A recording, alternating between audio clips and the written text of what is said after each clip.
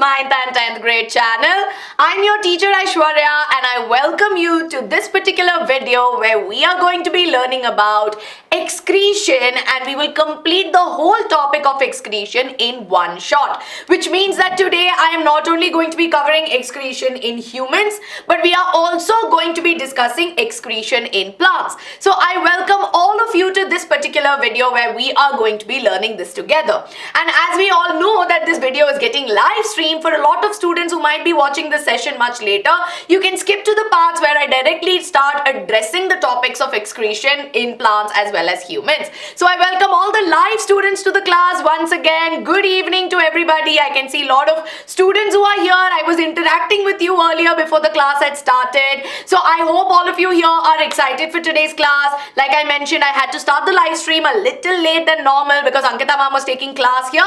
So I'm grateful for the fact that all of you here are so kind and understanding. And very quickly, students, I hope that my audio, my video and my screen and what I'm writing on the screen is visible to all of you. If it is, give me a quick thumbs up in the chat to let me know that we are good to go. Yes? Good evening, everybody. Good evening to students here. Yes, you are giving me a thumbs up. Now, of course, students, as we all know, we are covering excretion, which is a part of our chapter. Chapter number 5, that is life processes, right? And life processes is a pretty huge chapter. So we started this off a little earlier than normal. We kick-started this way back in April, where we started with learning about what are life processes. Then we went on to learning about different modes of nutrition. Then we learned about how there is photosynthesis, digestive system. We learned about respiration, its types, the human respiratory system. Then we went on to learning about transportation, and we've covered transport in both animals and well as plants. And of course, finally, we are going to be doing excretion. So with this, of course, this is a very huge chapter. So we took about 2 months of time to go at it detail by detail.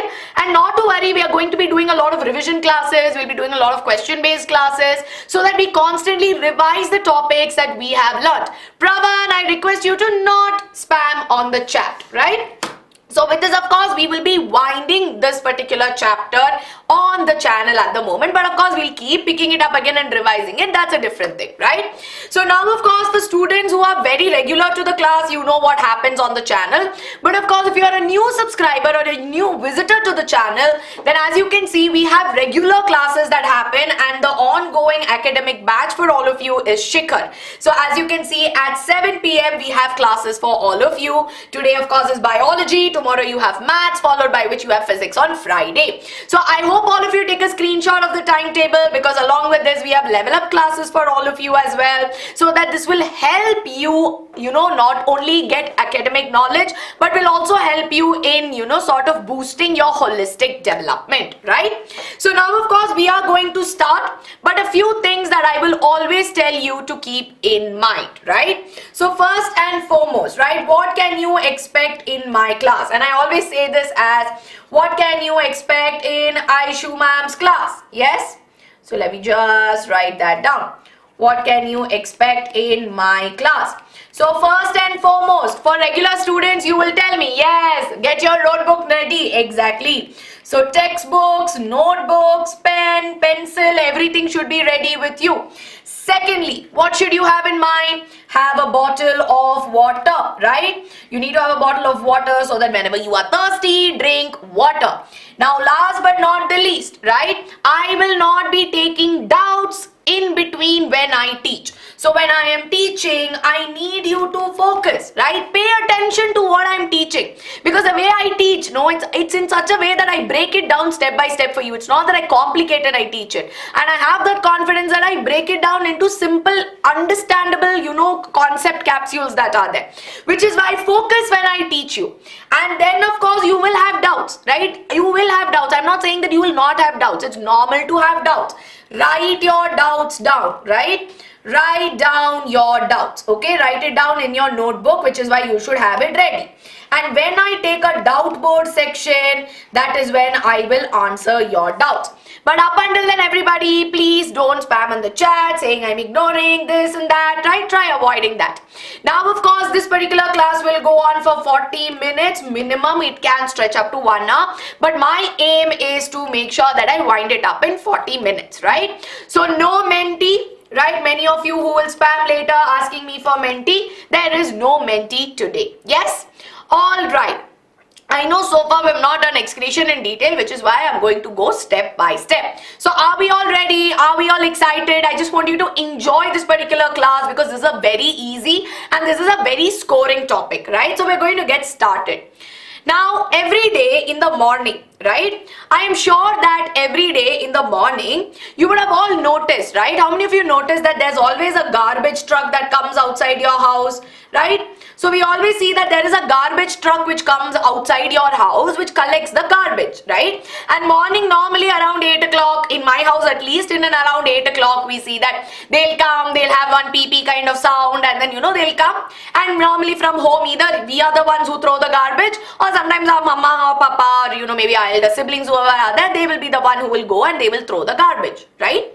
Now similarly, within our house also, if you notice, we know that whatever waste material that is there, whether it is the waste water that goes from the kitchen, the waste water that goes from the bathrooms, right? So we know that there is a separate channel, right? All the waste that is there is collected. Now, whether it is a garbage truck or whether it's the waste that gets generated within the house, we know that whatever litter or garbage or whatever is unwanted, right? That's what we are focusing at. Whatever is unwanted is taken away. It is transported to a treatment center, right? So it is transported to a treatment center or it is transported to a treatment unit where it is treated, and then of course it is gone. We see that we normally go ahead and we sort of filter it and we purify it, right? So we've heard about the sewage treatment and everything, we've heard about it.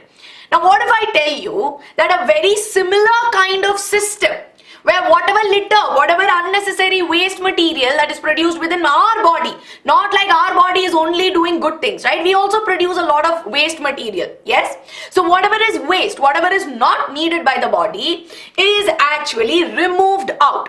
So the body's litter is also taken to a treatment unit and we see that it is given out or it is expelled out. And this process is what we call as excretion. So what is excretion? Excretion is nothing but the process of removal of waste material from the body. Now, is it any and every waste? No, we're going to be specific here because we are biology students. We are in class 10. We are not going to stick to a basic definition of saying removing waste material is excretion. No, removal of nitrogenous metabolic waste is what we call as excretion, right?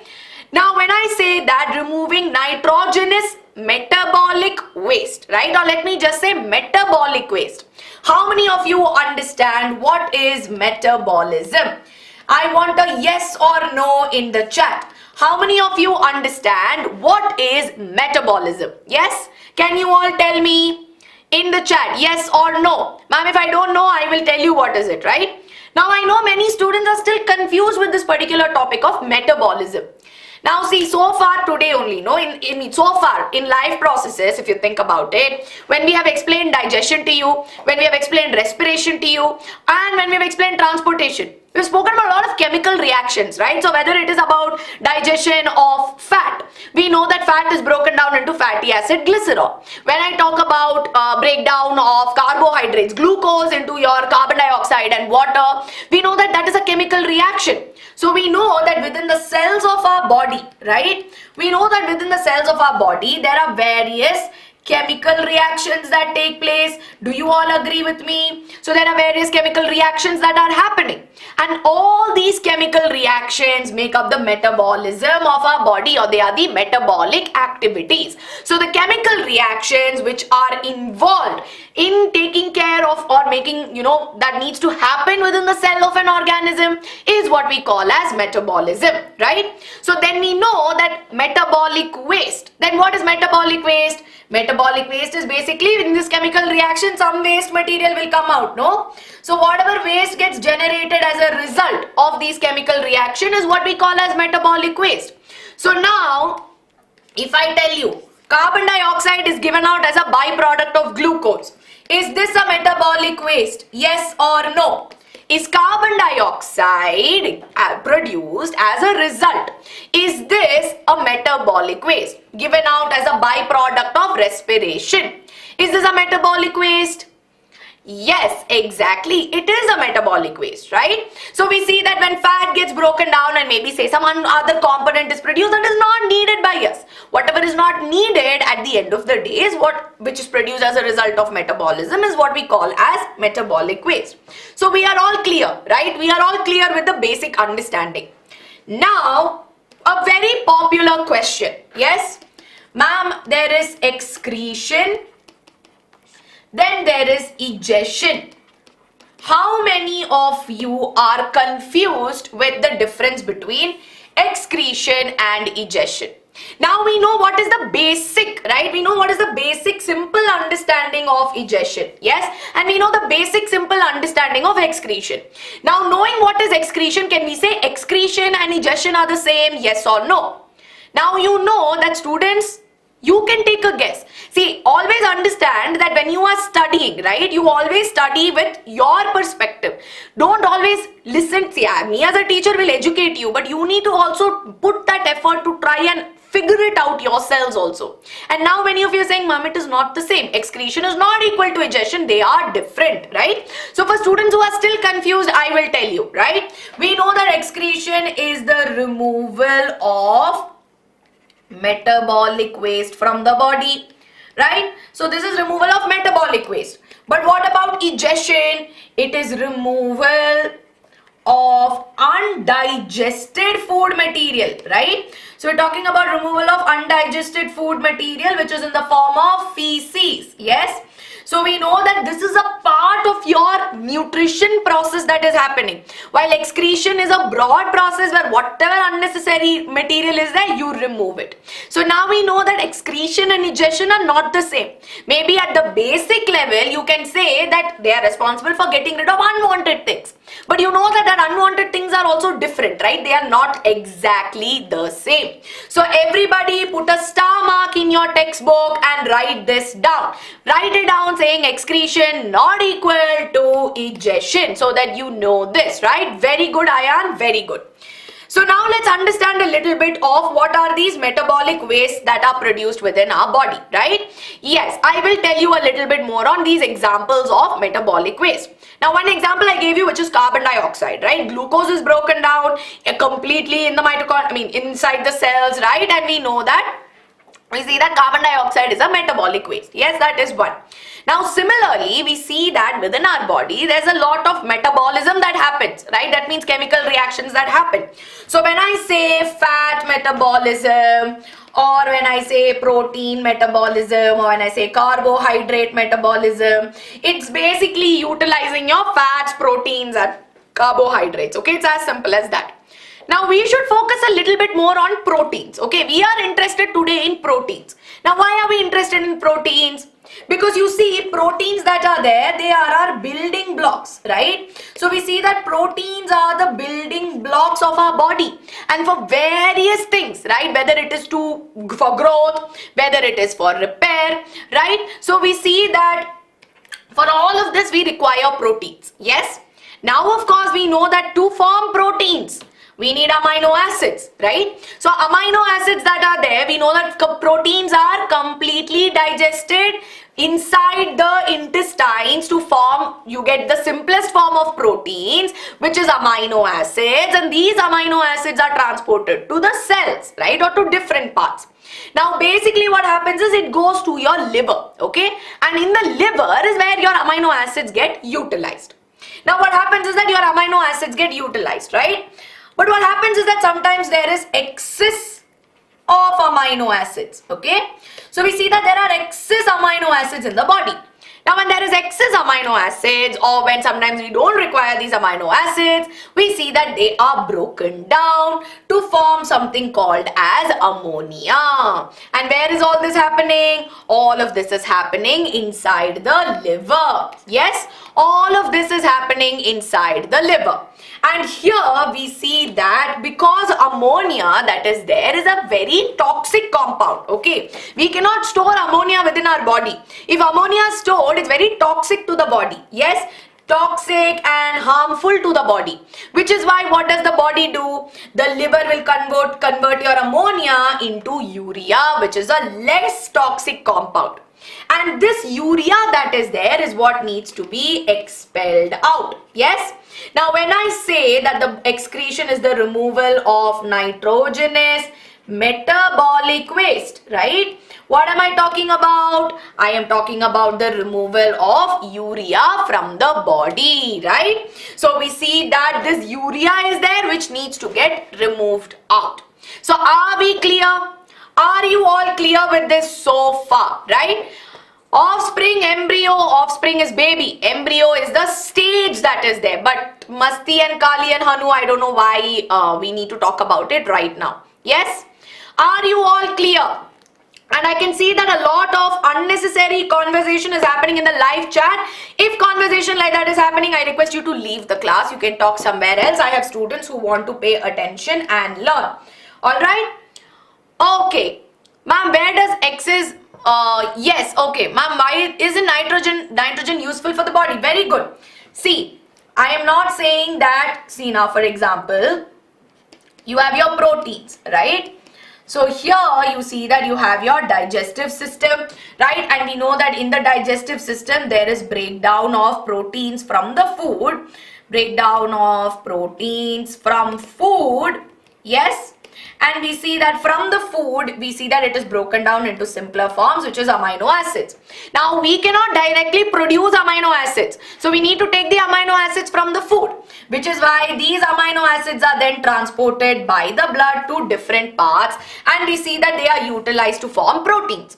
But there might be some proteins that are not needed. There might be some excess amino acids that we don't require by the body, right? Sometimes our diet might have too much proteins, or multiple factors are there why there is too much proteins in the body or too many amino acids.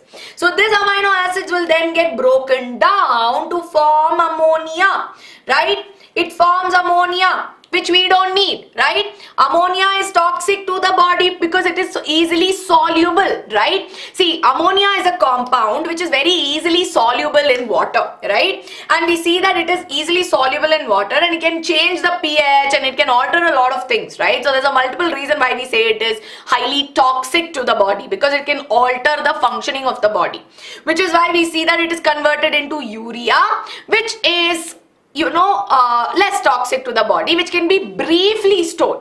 Why am I saying less toxic? For a brief period of time, it can be stored. Yes? I am getting to that point, Srijan, in just 1 minute, right? Liver converts it. Exactly, liver converts it. So, are we all clear? Egestion is a part of excretion only? No. Separate. Okay? Yes, I will do that AV towards the end when I finish it. Okay? So that it's easy, right? Yes. So now of course we see that urea that is there is something that is formed. So all these metabolic activities will result in the formation of urea. But Srijan asked me, ma'am, uric acid, what is that? So see, in other organisms, it's like basically in mammals and especially in mammals, we see that normally mammals and some terrestrial amphibians, we observe that urea is produced as the metabolic waste that we need to get rid of. But in birds, we see that it is in the form of uric acid, right? In the case of fishes, especially who live underwater, they actually produce ammonia because see, they are underwater. So they give out the ammonia as it is, which dissolves in the water. Then we see that in some starfishes, it's actually just amino acids as it is, while in spiders, it is guanine. So the excretory product or what needs to be given out, right, or what needs to be excreted is different in different organisms. Are we clear? Vomit is not digestion because vomit is it is partially undigested food that you are releasing out of your body, right? Yes, metabolic waste that is there is nothing but it is a waste produced by chemical reactions. It is as simple as that, mantra. Okay, guanine is again a chemical component. Okay, you don't need to pay too much attention to it. It's a chemical component. Urea is still toxic. Yes, it depends upon the concentration of urea, how much urea is in the body. Too much of urea can also be bad, right? Yes, all right. Okay, so are we now clear? Are we clear with this? Because now we know that the excretory product or what needs to be thrown out of our body is said to be urea. Now, who is responsible for getting rid of this waste material? Can you tell me? Who in our body is set or who is going to be responsible to get rid of it? Shrey, I am going to get to that point in just some time, right? Who will get rid of this urea? Exactly, right? It is not the liver, but rather it is a system that is dedicated, because you see there is so much of this metabolic waste that needs to be filtered. Now, urea is produced in your liver. But now how will you get rid of it? It's not that like liver has some, functioning where it will just evaporate the urea. No, right? And we know that this needs to be filtered out from the blood and it needs to be given out, which is why we see that the excretory system is responsible for doing this. Now today please understand that I am not going to go into the details, the heavy details of the excretory system, but today I will teach you the basics of how the excretory system works, because I know you will have various doubts which will lead me to multiple tangents, but I want you all to understand that as per what is necessary for your board exams, I am going to teach you in that perspective. And secondly, you just need to know the basics, because 11th standard may, if you continue biology, you will learn it in great detail, right? So let's have a look at the excretory system. Now first and foremost, your excretory system that is there is not present in the front.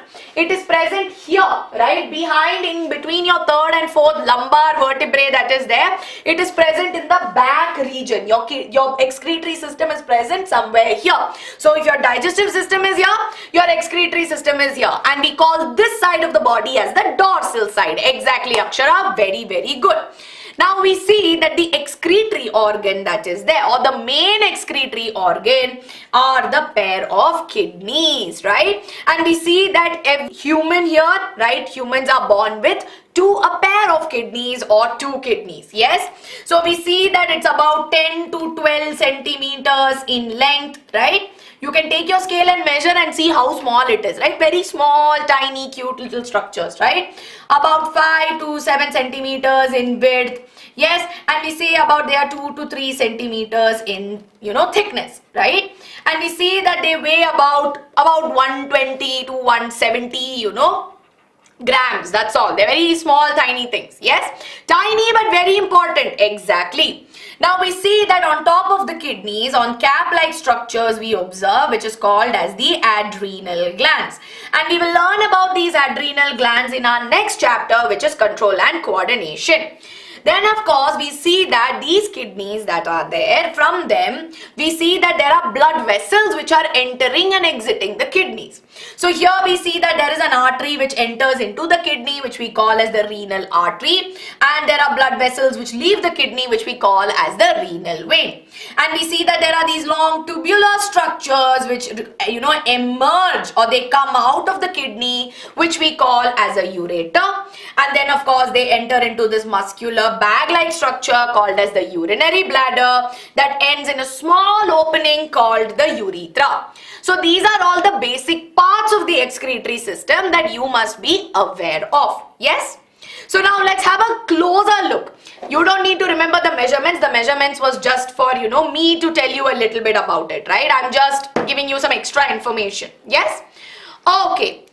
Now, of course, we see that our kidneys that are there is the primary excretory organ. And everybody asked me a very interesting question, ma'am, urea is in the liver.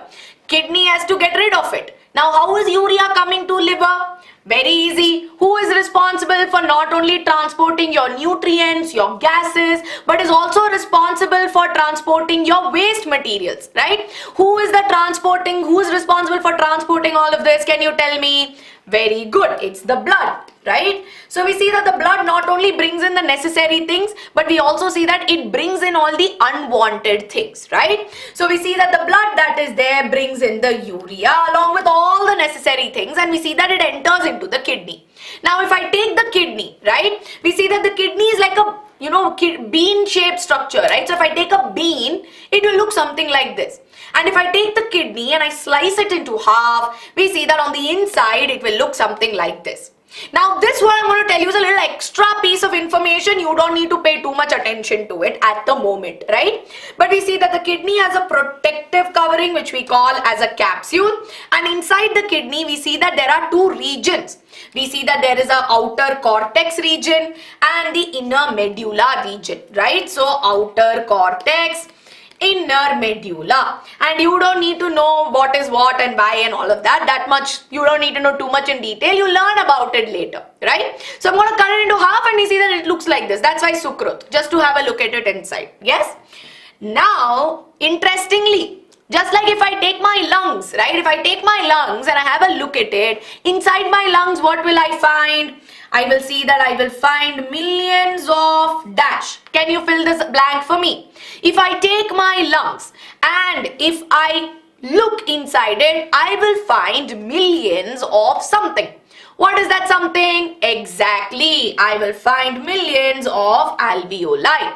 So similarly, when I take my kidneys, I will see that I will find millions of tubular structures. And tubular structures are what we call as nephrons. And nephrons here are said to be the structural and functional unit of the kidney.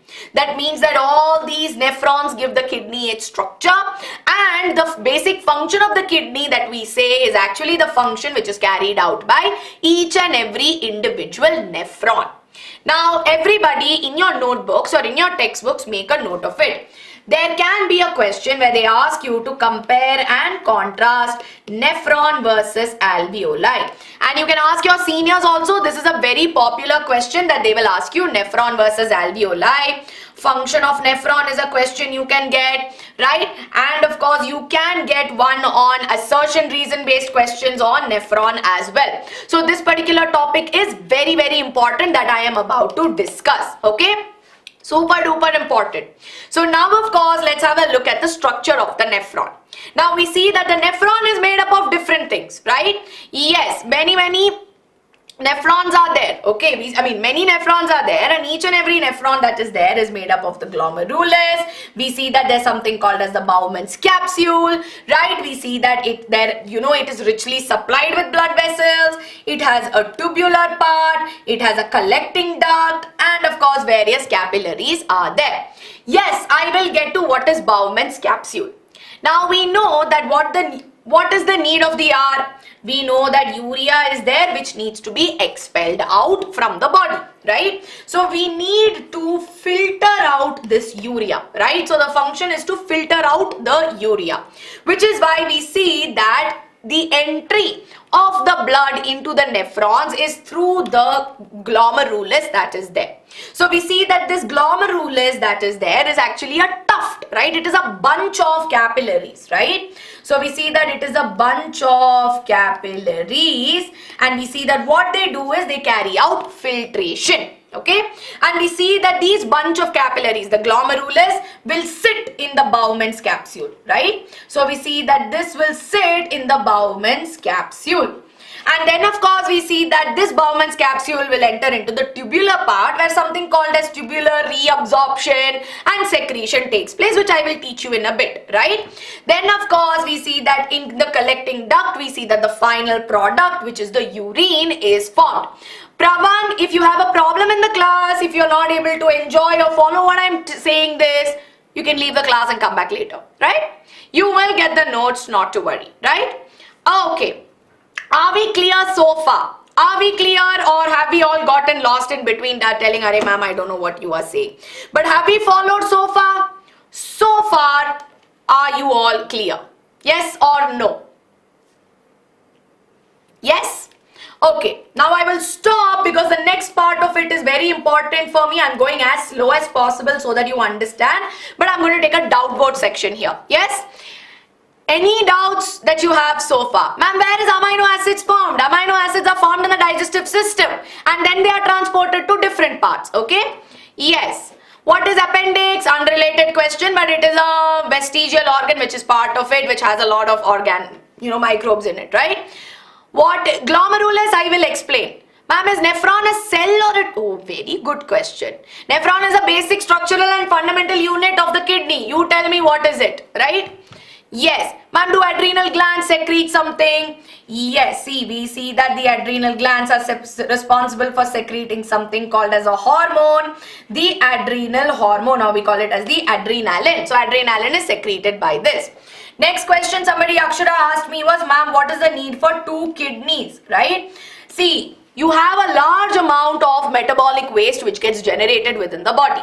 So for efficient function and efficient removal of this waste, we see that we have 2 kidneys. It's as good as asking, why should I have 2 lungs? Why can't I just have 1 single lung? It's because you want to maximize the efficiency of the process happening, right? Which is why you have 2 of it. Now, secondly, of course, we see that does this mean that if I have 1 kidney, I will not be able to survive? That's not the case. There are people who can survive with 1 kidney. It's just that the efficiency of process happening is relatively slow. Hormones and everything I will be teaching you in the next chapter. You don't worry. Okay, don't worry about hormones right now. I'll teach you in the next chapter. Residual volume, please watch Ankita ma'am's class because that's related to respiratory thing. The respiratory system, and I'll take a doubt solving session for life process. Maybe Ankita ma'am and I together. But right now, let's stick to our questions on excretion. Ma'am, function of Bowman's capsule I am about to say. Whatever I'm about to say, please don't ask me. Please explain about urea. So basically, you see, you have proteins, right? Proteins are needed for various reasons. But now sometimes there could be excess amino acids. We don't need these amino acids. So they will break these amino acids down, resulting in the formation of ammonia. Now ammonia, again, not good for the body, which is why it needs to get converted into something called as urea. Less toxic, but of course, it needs to go, right? It needs to reach the exit, it needs to be filtered out. Guanine is a kind of excretory product in some organisms, right? What if both kidneys fail? Person will not survive. Difference between respiration, breathing, later. Ma'am, how is nephron and alveoli related? They are not related, but they are basically just like how there are millions of alveoli which are present in the lungs, you have millions of nephrons, right? Yes, they do, right? What are nephrons? Structural and functional unit of the kidney. Okay, I feel like you're waiting for doubt board to happen so that you spam the doubts. Okay, all right. Nitrogenous means they are rich in nitrogen, right? Yes. Do artificial kidneys exist? They do exist. I'm going to talk about them. Yes, work of concentration of urea in blood depends, right? We see that based on the diet, it depends from person to person. But there's an average concentration that is there. Ma'am, from how does urea come to the kidneys? Through the blood. Yes, it comes through the blood, right? Okay.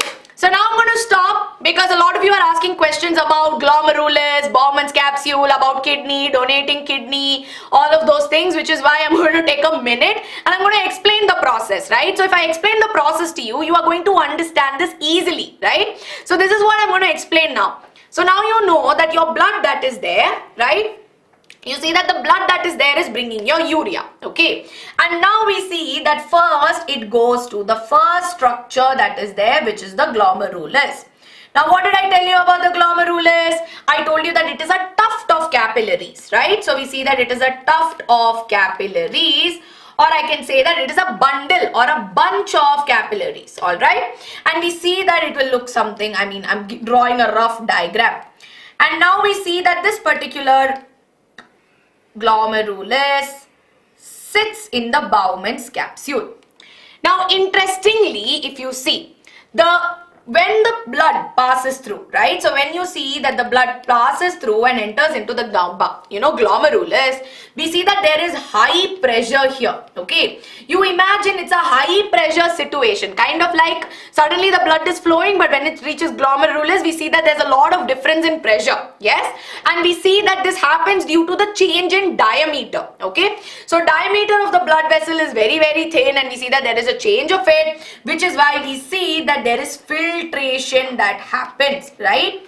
So we see that filtration takes place at the glomerulus. Alright, and we call this as ultrafiltration because it is happening at high pressure. Ultrafiltration, yes, that means that almost all the substances, right, except for plasma and some large molecules like proteins, most of the substances, which means your good things, not blood, not your blood molecules, not your RBC and everything, but the constituents which are transported by the blood, like your glucose, your amino acids, maybe, some other components, some electrolytes, like your, ions and all of that will get filtered, okay, along with some water also. We see that all of this will get filtered, and then it will reach the Bowman's capsule, right? Now the Bowman's capsule will now again pass it through. So once it reaches from the glomerulus, it will then go to Bowman's capsule, and from here it will go to the tubular part, right? So here your glomerulus is not just acting as a blood carrying thing, but because of its structure, we see that filtration happens. You know how you have water filter at home, right? All of you have water filter at home, or all of you have seen a water filter, right? What happens in the water filter? You see that when the water passes through the filter, whatever is unnecessary is filtered out, and all the good water that is there is what we get, right? Which is why a very similar thing happens here, but just that, right? Just that we see that water and other substances will filter out from the blood and it will reach into the next part. So understand that a simple process of filtration takes place here. Are we clear? Yes? Are we all clear so far? Alright? Yes. Now we know that filtration has happened. No, we have all understood filtration. But now does this mean that only bad and unwanted substances have gotten filtered? Has it happened that in your water filter, just like how all bad things will get filtered out and good things have been, your good water is collected? Do you think something of that sort has happened here? Yes or no? Has urea alone gotten filtered out, right? Has urea alone gotten filtered out? No, right? Urea alone has not gotten filtered out here, but lot of good things have gotten filtered out. Your glucose, your iron, so many things which are necessary for our body has gotten filtered out. So what do? Our body needs to have a mechanism where whatever is needed for the body, whatever is necessary for the body is taken back inside, right? Which is where we see that in the tubular part of the nephron, right? Now see, for extra information, I'm telling you, tubular part has three parts, right? We see that there is a PCT called the proximal convoluted tubule. You have the loop of Henle here, which is also another part, and then you have the DCT, which is the distal convoluted tubule. You don't need to know this for NCRT. You don't need this to know for CBSE. You don't need to worry, but you need to have a general idea of what happens, right? So here we see that during tubular absorption, we see that necessary things like glucose, your amino acids, certain amount of electrolytes, all of them get reabsorbed back into the blood, which is why, see, they are all surrounded by blood vessels so that they can get reabsorbed back, and the body will be able to realize, no, okay, there is too much of something here, there is too less of something, okay, then reabsorption happens, right? Simple, easy peasy, concentration difference, diffusion movement is happening at this point, right? Now what happens is that our water, how much water that we need, that is something that has to get regulated. Sometimes when you drink a lot of water, you have to also visit the bathroom quite a lot, right? That normally happens because excess water has been consumed. So we see that there is reabsorption of water as well, right? So along with all the good stuff, we see that if at all there is, what necessary water goes back into the body, but whatever excess water is there, we see that it has to be thrown out, right? It needs to be thrown out from the body. And finally, after all this reabsorption and secretion, we see that something called as urine is formed, right? So what is there in your urine? Mainly we see that there is 95% water, right? So we see that there is 95% water, around 2.8% dissolved include salts, it could include a lot of, your electrolytes. Then of course you have around 2% urea, and then you have 0.2% of other substances like creatinine and so forth. So excess water along with urea is dissolved or spent out from the body, right? And this leads to urine formation. And now this urine is collected in the collecting duct, and then it is transported to the ureter. So are we clear? Yes? Are we all clear? Do you want me to summarize this once again? Yes? Do you want me to summarize this with a simple flow chart? Yes, today a lot of spammers are there, but let's pay attention, right? Okay, why is urine yellow? Due to the components which are present, right? Yes, one summary. Okay, fine, very good. So basically we know that the urea that is there, right? So we know that urea that is there is produced in the liver. And we know that this urea needs to be expelled out, which is why through the blood we see that it is transported to the kidneys. Okay, so we see that this is transported to the excretory system. So now of course we see that I'm just going to draw one here. It is transported to the excretory system. Now within the kidneys we know that there are nephrons, right? So we see that the nephrons are there, which are the structural and functional units. Now here in this case, what do we observe? In the nephrons we see that there are 3 steps to it, right? 3 steps to urine formation. Yes? So we observe that there are 3 steps to urine formation. So step number 1 is glomerular filtration. Yes, so that is glomerular filtration. Now what happens during glomerular filtration? Now here we know that the glomerulus that is there, I'm just drawing a rough diagram. We see that the glomerulus that is there is involved. Now here in the glomerulus there is high pressure. Why is high pressure there? For filtration to happen. So we see that it filters the blood, right? So we see that it filters the blood, and we see that all the good things and the bad things get filtered and they enter into the nephron. Then next you see it is step number 2, which is tubular reabsorption, right? So we see that there is tubular reabsorption, where in the tubular part of it, right? So we see that in the tubular part of the nephron, your glucose, your amino acids, right? And all the necessary ions, whatever is needed, they are reabsorbed, right? So we see that these are reabsorbed. And then of course we know that at times, we see that whatever is unnecessary. So we also see that there is secretion. So if at all there is excess of water and everything, it is secreted back inside. And finally we know that it leads to urine formation, which is collected in the collecting duct, right? So we see that it is then collected in the collecting duct. Yes? Ma'am, is glomerulus, it is both, right?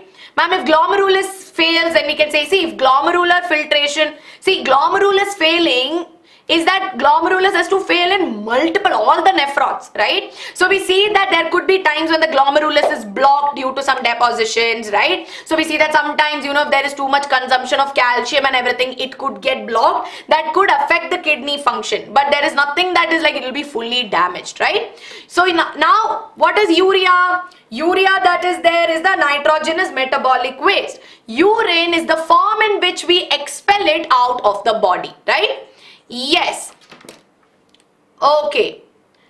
All right. Somebody has a I can just 1 minute. Okay. All right. Ma'am, shouldn't we mention afferent and see afferent and efferent arteriole is there, but like I said, there are some technicalities which I am not getting into simply because you don't have it in your NCRT. So I am only teaching you what is absolutely necessary for your examination point of view, right? Yes. Okay. Ma'am, which process happens? Is it osmosis? Yes, movement of water molecules will be due to difference in concentration through osmosis, right? Secretion is nothing but the release that is there. Reason for kidney stones is again due to diet. There could be depositions that could be there. Like when see now if you notice the blood is what is transporting all of your substances, right? So if there's a lot of, calcium oxalates, or if there's a lot of calcium depositions, they can, sort of form constrictions resulting in kidney stones. Yes? If nephron stops working, yeah, it will result in kidney failure. Diagram, it will be there soon. Okay. Are we all clear? Are we feeling confident with this? Do you want to take a screenshot? Yes. If you want to take a screenshot, please take a screenshot right away.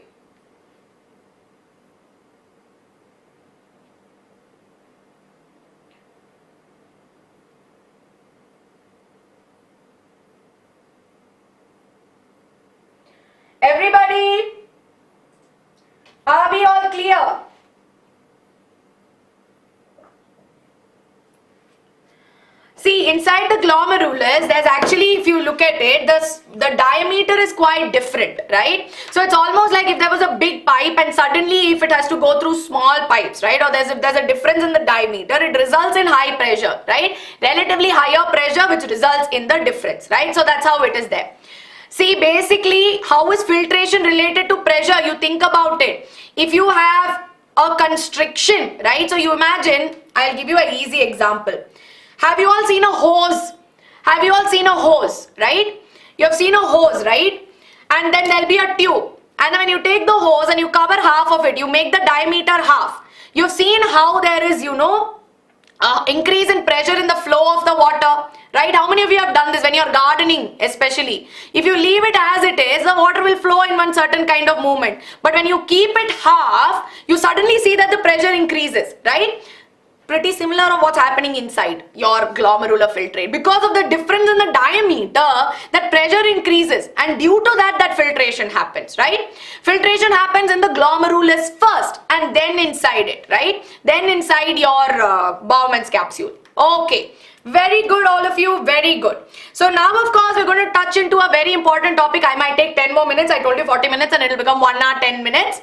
Yes, but now, of course, one thing that we need to talk about, which I will not, go so much in detail, is that what will happen if your kidneys get damaged? Many of you are like, ma'am, what if there's only one kidney? Or, what if the kidneys get damaged? Is there any way in which we can survive? Now, it is there that once, of course, if a kidney gets damaged or if the kidney is not working properly, we see that there are various ways in which we can make sure that whatever is unnecessary or whatever urea is there in the metabolic waste is there, it can be eliminated out from the body. And we see that it is done through a process which is called as dialysis, right? So we see that an artificial kidney is a device wherein we remove the metabolic waste, and the process by which we get rid of it is what we call as dialysis, right? So what happens in dialysis? Pretty similar function, okay? So we see that from the arteries, we see that from the, not arteries, from the blood vessel, sorry. We see that a tube is connected. Okay, so we see that they will, make an insertion and a tube is connected, and then it gets connected to your machine, your dialysis machine. Yes, and we see that from here there is a huge machine inside which many tubes will be there, and there will be a dialyzing fluid. Now, why is this dialyzing fluid so important? We see that the osmotic condition, that means basically the composition of this dialyzing fluid, is very similar to that of our blood, right? So we see that it is very similar to our blood.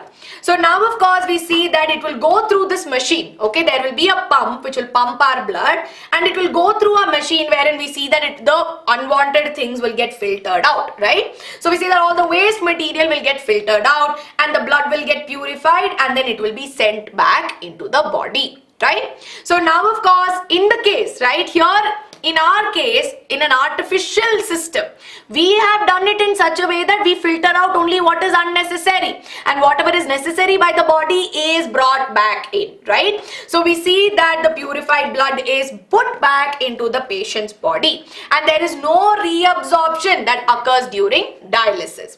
So this right here could be a question that they may ask you for MCQ based, or they may ask you to identify the machine, right? Kidney transplants are possible, but of course kidney transplant is something that happens if dialysis also doesn't work properly. Ma'am, kidney stone, where is it formed? Normally, sometimes it could be, within the kidney, right? So we saw that inside the kidney, there are various structures. So normally what happens is that in the pelvis part of the kidney, here in multiple places, we see that it is formed, which is why the whole point of getting rid of a kidney stone could be, one way is to give medicines to reduce the size of it. Then when you drink a lot of water, we see that it will eventually pass, right? Is artificial kidney better than natural kidney? No.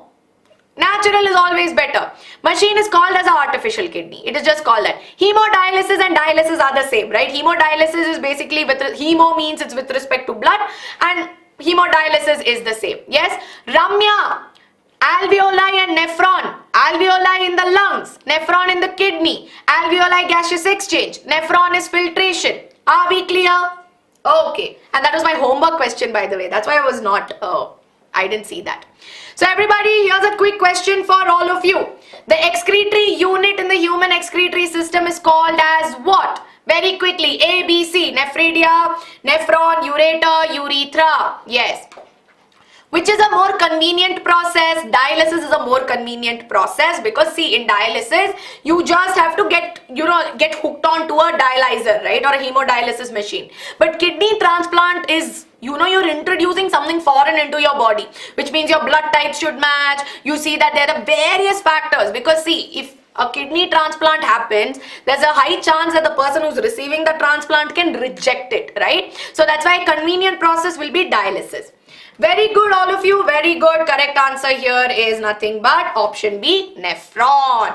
Blood group matters for kidney transplant. It does. Moving on to the next question. The procedure of cleaning a person's blood from the body using an artificial kidney is called as what, right? Nephridia is basically the tubular excretory organs in lower organisms like your planaria and everything, right? So that is nephridia. Okay, all right. Very good, all of you. Very good. I can see most of you have given me the answer. The correct answer here is option C, which is dialysis. Now, before I get to the last part of today's chapter, I hope all of you have enjoyed this particular class. If you have enjoyed this class, I hope that all of you have hit the like button. See, so far in today's session, 1 hour into it also, I never asked you to like this video because I told you that. See, I am not somebody who, asks you to like and then later I'll be like, oh, okay, why didn't you like, right? My point is to help you teach, help you understand, and only if you're completely convinced, I will ask you to like this video. I hope that all of you have hit the subscribe button as well because we have a lot of interesting classes coming your way as well, right? So now see, majority in your board examination, they will ask you questions based on your kidney topic, nephron topic, right? I told you what are the important questions that will come from this chapter, right? Especially this topic. Now we will move on to a very easy topic, right? Very, very easy topic, which is excretion in plants. Now I told you that excretion is nothing but removal of metabolic waste from the body. Now in our body, metabolic waste, I told you, I gave you some examples, right? One was urea, one was carbon dioxide. But apart from that, if you see sweat also, that is there excess water and excess salts that are there are removed through sweat. So we see that there are various excretory products that are there. But, right, we see that even in plants, we see that excretion happens. Now, how do they excrete? We see that they can excrete excess salt. Even the carbon dioxide that is produced as a result of respiration in plants or the oxygen that is produced as a byproduct of photosynthesis are also excretory products, right? Then, of course, we see that transpiration that happens is also a way of excreting. And we know that transpiration is nothing but loss of excess water from the aerial parts of the plant, right?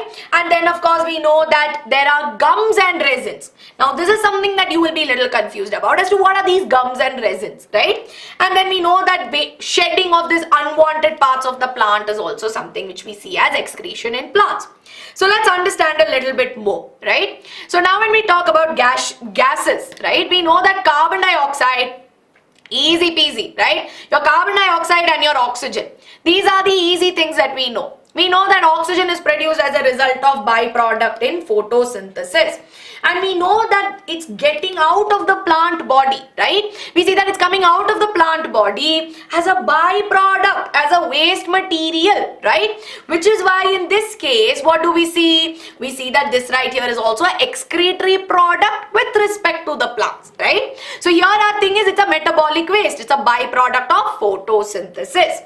Similarly, what about transpiration? We know that when there is excess water within the plants, right? Even when there's excess water within our body, we need to get it out. We need to release it out. Yes? So we see that excess water in the plant body is given out in the form of, from the aerial parts of the plant through water vapor, right? And transpiration that is there is also a way in which what we consider, right? So we consider this as an excretory product. But what are these resins and gums, right? See, resins and gum that is there is basically anything which is a sticky substance, right? And we see that resin that is there is a viscous secretion. So what you see right here, no? It's a very viscous, slimy secretion that is there, right? So this right here is a resin. And we see that resins normally from plant parts that are there, they are waste. The plant doesn't want it, right? And it will get rid of it. And similarly, we see that, but sometimes we use these resins as varnish, or we use it as, a sticky substance in our case. We even use resins in art also, right? You have resin art, lot of pendants are made using resin, right? So we see that jelly-like substance that is there. Can we eat this substance? Depends upon its composition, but preferably not, right? Let's not do that. Then you have gums, right? You have gums which are oils and everything that is there. So we see that gums are basically a sticky substance. So how many of you have seen in plants, right? Sometimes there will be something which will ooze out of it, no? We see that it will keep oozing out of it and keep coming out and it will be a sticky substance. So normally these gums that are there, they are formed by the decomposition of cellulose, right? So when cellulose that is there, when it's decomposed, it results into forming of gums. So normally we see that gums from plants like acacia, they are all examples of excretory product.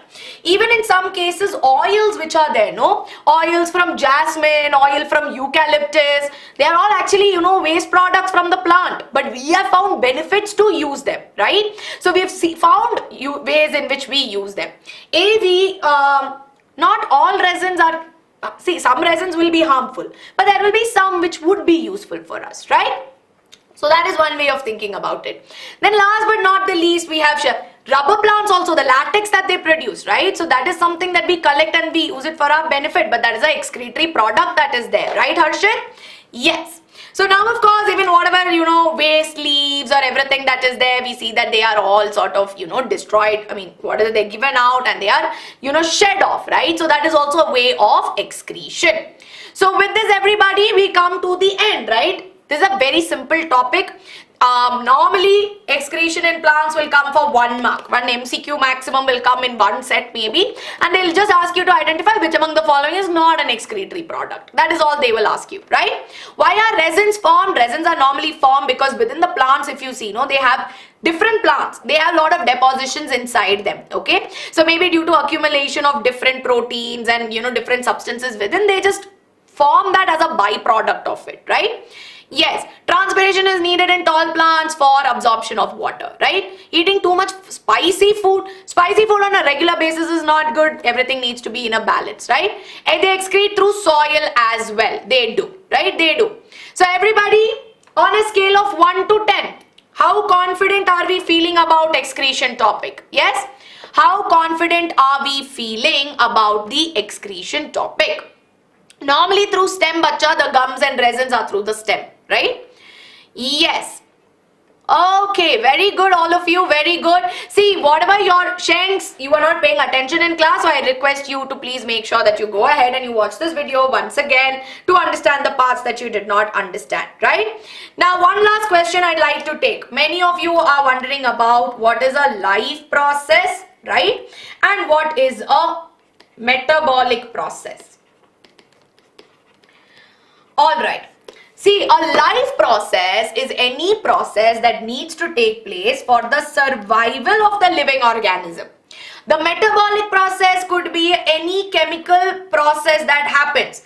This metabolic process could be a life process or it could not be, right? It could be a process which we can make do with, or maybe it may or may not depend upon the functioning of the living organism. But a life process is necessary for the survival. So are we clear with the basic difference of what is a life process and what is a metabolic process? Easy peasy? Yes? Are we clear? It's a very simple difference, right? So now students, before I wind up today's class, here's a homework for you which will be asked in your board exam easily for 2 marks, right? What is the difference between the structure of a nephron and alveoli? Let me know in the answers below.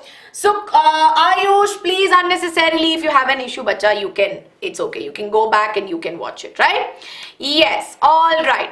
So now, of course, to quickly summarize, whatever urine is there, we know that it goes through the, it gets collected through the ureter, it goes into the urinary bladder, and it is expelled out through the bladder, right? Yes, all right. So with this, everybody, it's time for me to say bye-bye. I hope all of you enjoyed today's class, right? And of course, if you enjoyed what we do, please make sure that you like this video. Do not forget to hit the share button. Share this with your friends. And of course, do not forget to hit the subscribe button. And of course, thank you so much, right? Thank you so much for being a part of today's class. Sukrut, I'm so sorry. I think we got confused a little bit, but I hope I clarified your doubt, right? Okay, thank you so much, everybody. I will be seeing you all soon. But up until then, take care, lots of love, and bye-bye.